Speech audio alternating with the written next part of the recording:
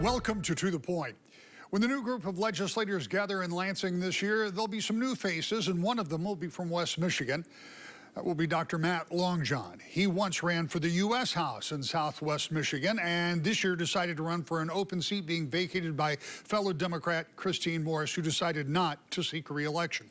The 40th district has recently been trending more Democratic, and Longjohn won handily, but finds himself not heading into the majority that Democrats enjoyed for the last 2 years, but instead into the minority and divided government in Lansing.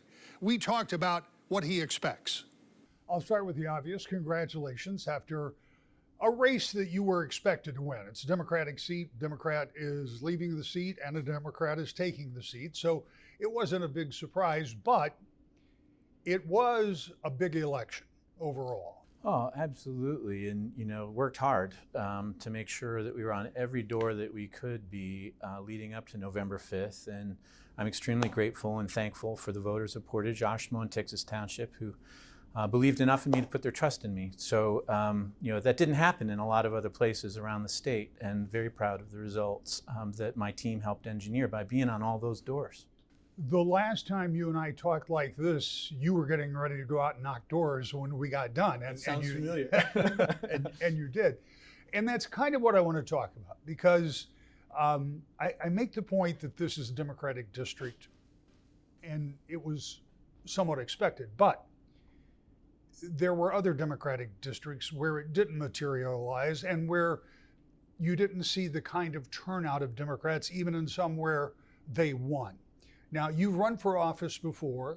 You ran for the U.S. House in what was a pretty brutal race in a district that was probably more suited for Republicans at that moment. And so you know and understand how this works. When you look back at this election cycle, what is your takeaway, other than your obvious victory? What do you look out over the landscape and see?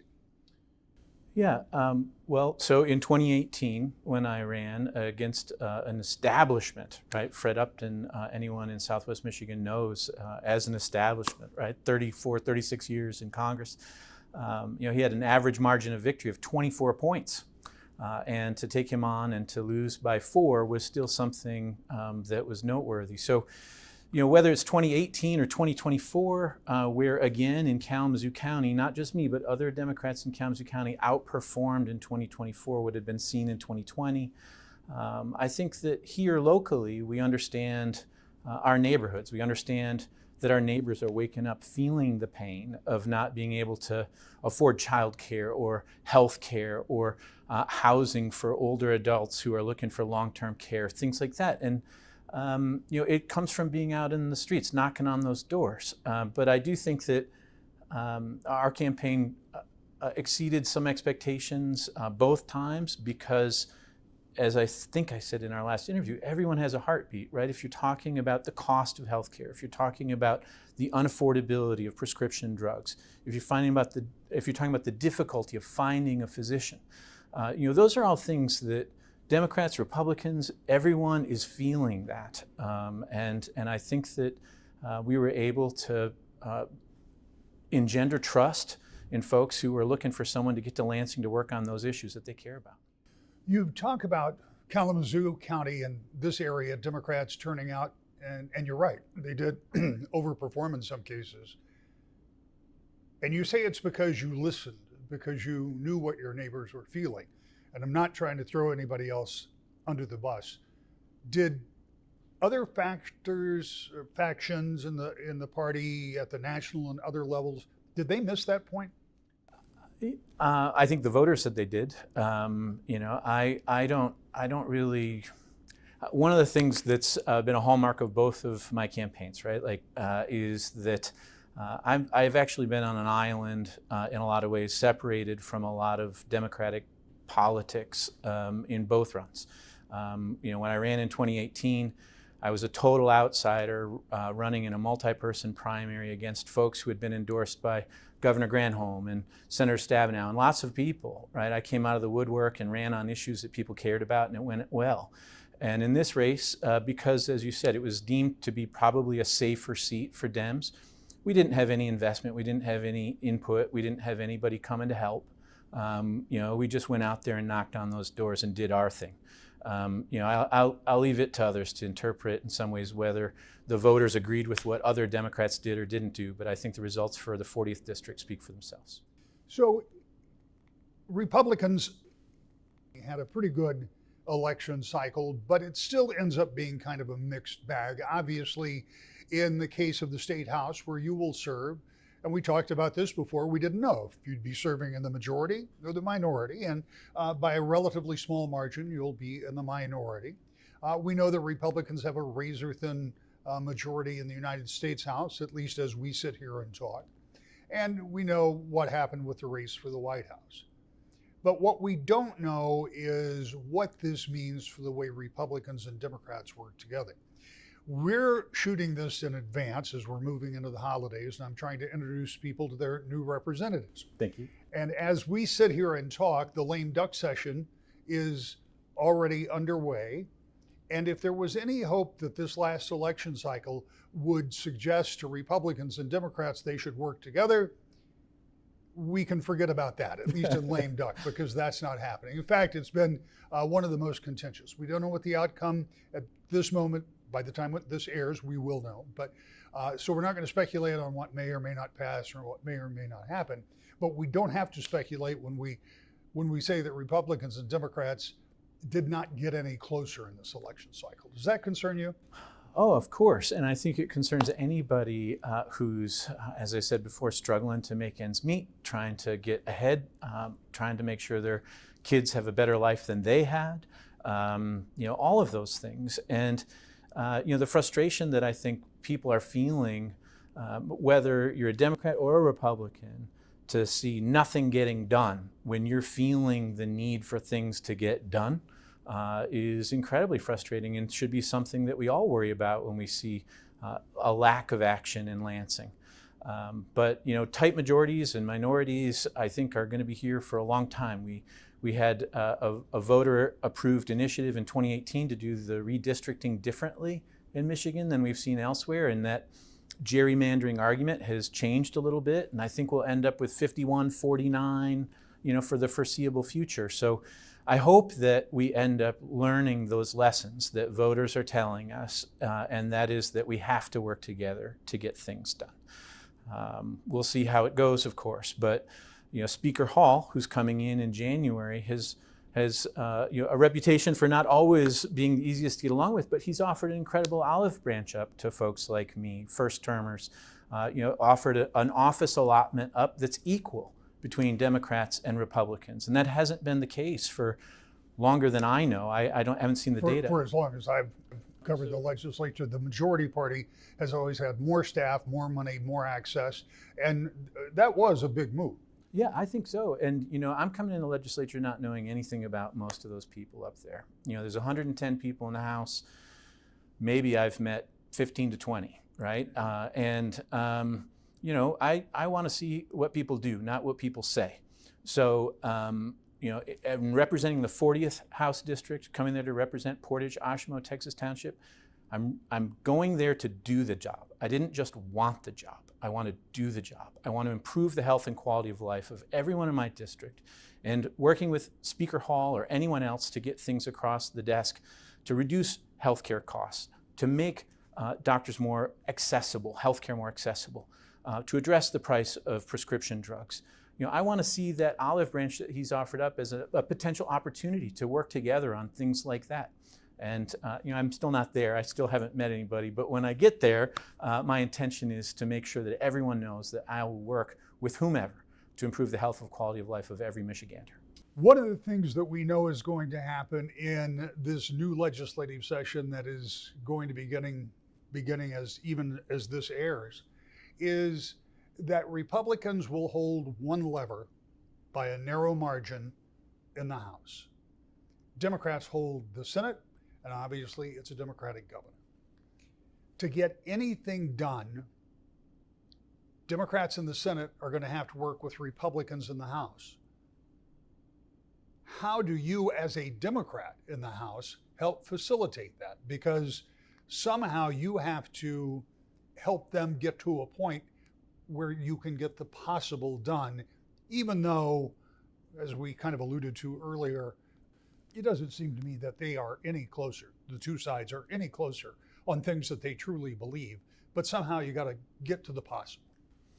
Yeah, well, in this context, right, I'm one of 110 members of one half of freshman. 1/3 of government, an incoming freshman legislator, right? So what do I know? But what I do know is, as I said earlier, that folks elected their representatives in government to get things done for them. And when I ran, and the reason why I ran was to do the job. And that means focusing on healthcare challenges, making sure that our healthcare system is better 2 years from now than what it is today. And as the only physician in either the House or the Senate, whether I'm in the minority or the majority, I certainly hope to be able to talk to folks, go walking desk to desk, door to door, making sure that whatever I know about the healthcare system can be shared with my colleagues in Lansing. And I think that whether you're a Republican or a Democrat, if your constituents are saying that the cost of care are too high, if access to health care is too low, that there are things that we can work on together. And I don't know a lot of things, but I know that why I was elected, and I'm going there to do that. One of the things that you said the last time we talked that stuck with me, I was making the point that government is somewhat limited in healthcare. And I was talking about the delivery of healthcare. I was talking about what the government does to make people have better lives through the healthcare that they can provide. And I was making the point, many people have insurance and things that are outside of government. But you said it's not just about the healthcare that's provided, the direct healthcare, but it is what makes people feel better and have better lives, like a better economy that you talked about off the top. So it's not just about what happens in the health policy committee or what happens with the distribution of healthcare funds or whatever it is through the Michigan Department of Health and Human Services. It's broader than that, isn't it? I believe so. Again, I'm not only the first physician in a while in the legislature, but going back decades, I'm the only physician that's been elected to the legislature that focuses in on prevention and overall health and wellness. I'm not a surgeon, right? I'm not a specialist. When I was licensed to practice in Illinois, it was about preventive medicine and primary care. Those have been my focal points throughout my career. So I believe that what you said is correct, and that we need to take a holistic view about what will improve people's health and quality of life. And that means working on housing. That means working on the damn roads, right? I have students at the med school who recently put together a presentation describing how all the construction in Kalamazoo County led to boil water notices, led to pedestrian injury, led to people missing appointments because bus lines didn't connect to clinics when construction was happening all over the city and county. So I think there's a way to bring health into the conversation wherever we're working on policy issues for the betterment of Michiganders. You say quite transparently that you don't know many of the members. You don't necessarily know the process particularly well, but you're willing to talk with anybody. You're willing to work with anybody. How do you get people to understand what you explained to me a few months ago and what we were just discussing? And that is that it all ties in to health. I mean, we know, and we've seen the discussion, for example, on things like trigger locks and safe gun storage being equated, which is pretty easy to make that leap, that's a matter of public health, public safety, public health. But how do you get people who get a little bit laser focused sometimes on it's about the tax issue or it's about the road issue? How do you broaden that out for them? Well, I think it's my job to show up and make that case. I've been doing that for 25 years in different ways. Hope to be effective in Lansing, but I don't know that I will be until I get there. Just being totally honest, right? I just want to put myself out there, make sure that people hear the rationale and see the data, or understand how what I'm saying lines up with what they're likely hearing from their constituents. In the news in the past week or so has been the killing in New York City of an insurance executive. And I think that as deplorable as that action was, murder is murder. I think the person who's the alleged gunman is going to go away for a long time and should. But I think that the response on social media and other places where you've seen Republican and Democratic constituents express their sympathy for that gunman's perspective on the healthcare system is something that elected officials are hearing about. They're seeing, they understand the angst, the frustration, the pain that people are feeling. And if Republicans don't pay attention to how much pain people are feeling this time, right now, the voters are going to vote differently again in 2026. But I think it's all of our jobs, Republicans or Democrats, to listen to where those constituents are coming from and help make things better. We are rapidly going to run out of time, but let's explore that for a minute. What is it that creates that anger, that angst? And I appreciate that you're not condoning what happened, but we have seen a lot of people blame the healthcare industry, perhaps more specifically the health insurance industry. What does the government do about that? I mean, and I don't expect you to solve all the problems, but what do you see as the fundamental problem? Because this system has been in place in various aspects for a long, long time. So why is it broken now? Well, the history of the healthcare system is a long one, right? There were debates in the late 1700s about how much healthcare could be provided for whom. They were focused then on the economic interests of the country, so they provided care to whalers and mariners. That was the start of the Public Health Service Corps. Up until today, the debate has been going on for 250 years. But we would never have created the healthcare system that we have now intentionally. Right now we have almost 50% of people get their insurance from employers. That wasn't a thing until World War II. When wages were frozen during World War II, employers had to compete for the workers who weren't off fighting in the World War, and so they started offering benefits. That made sense then. But I think that at this point in time, we can all see that costs are too high. People are being denied their service. They're having to go through hoops every day to take care of their loved ones if they're a caregiver, or just for themselves. And that pressure has been adding up, and it's become unaffordable. And you can see through the very human stories of people dying and not receiving the care that they need, that more and more people are feeling it is time to change. What does that change look like? That change looks like having conversations about how to move cost more upstream. This is my personal view. I believe that we should be focusing more on prevention than we have in the past. We've been a sick care system focused on treatment and not a preventive system focused on health and well-being. That's how we put mental health and physical health onto the same page. That's how we make sure that the profit-taking that's ubiquitous across the healthcare system, whether it's from manufacturers or hospitals or providers of care, we have to recognize that with a $4.5 trillion healthcare budget now, with $13,500 leaving everyone's pocket every year, that it's time for us to really think about what we do with scarce resources and focusing upstream on prevention and wellness is, I think, something that has been avoided for too long. You said something that may end up being a very important line to remember in 2 years. If Republicans don't feel this pain, if they don't hear this angst, now they, my words, not yours, as Democrats did in this last cycle, who may not have understood the pain that people were feeling, Republicans could pay a price for that. I wouldn't disagree with that, but I would also suggest that in that same conversation, you're talking about government regulation of private business, which is not a big school always for Republicans, and it's not a little sector of the economy. No, it's huge. When you're talking about health, it's 20% of our GDP, right? So, going back to, as you reminded me of things I said a month or two ago, you can't live your healthiest possible life if you don't have discretionary income. We have to have the jobs that provide livable wages. I'm not coming after people's jobs or corporate interests. I think that we all have to recognize that the balance is off.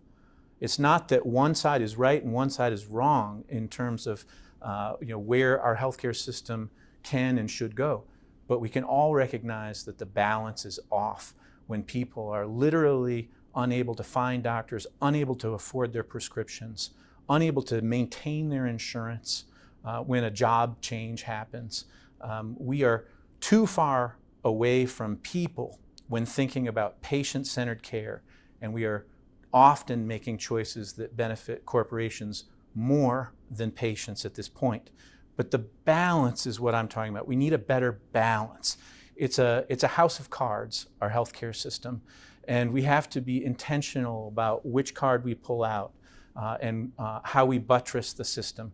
But the unintended consequences that would be devastating to families if we went wholesale in a different direction is something that we've seen, whether it was designing websites for people to sign up for insurance or other things with too short of deadlines. We have to be very realistic about the costs of change, but we must change.